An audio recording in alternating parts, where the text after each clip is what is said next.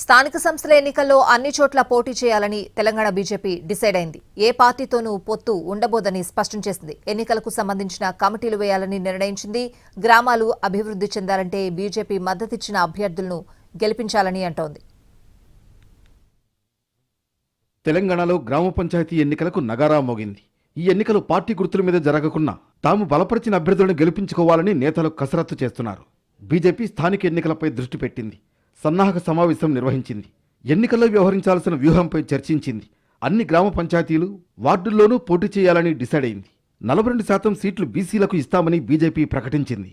ఇక ఈ ఎన్నికలకు సంబంధించి ఎంపీ, ఎమ్మెల్యేలతో కమిటీలు వేయాలని నిర్ణయించింది. కాంగ్రెస్ బీసీ రిజర్వేషన్ల మీద డ్రామాలాడిందని విమర్శించారు బీజేపీ నేతలు.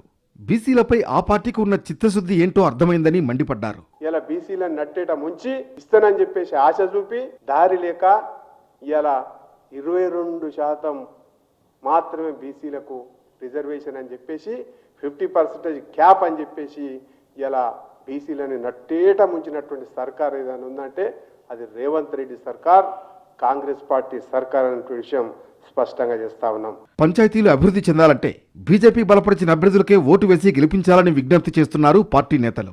గతంలో బీఆర్ఎస్, ఇప్పుడు కాంగ్రెస్ గ్రామాలను నిర్వీర్యం చేశాయని ఆరోపిస్తోంది కాషాయ దళం. మరోవైపు పంచాయతీ ఎన్నికలు బీజేపీ ఎంపీలు, ఎమ్మెల్యేలకు సవాలుగా మారాయి. తమ నియోజకవర్గాల పరిధిలో కార్యకర్తలను గెలిపించుకోవాల్సిన బాధ్యత ఉంది. కేంద్ర మంత్రి బండి సంజయ్ తన పార్లమెంట్ పరిధిలో బీజేపీ బలపరిచిన వ్యక్తులను సర్పంచులుగా ఏకగ్రీవం చేస్తే 10 లక్షలు గ్రామాభివృద్ధికిస్తానని ప్రకటించారు. మొత్తానికి బీజేపీ నేతలు ఎంతవరకు తమ మద్దతుదారుల్ని పంచాయతీ ఎన్నికల్లో గెలిపించుకుంటారో చూడాలి మరి.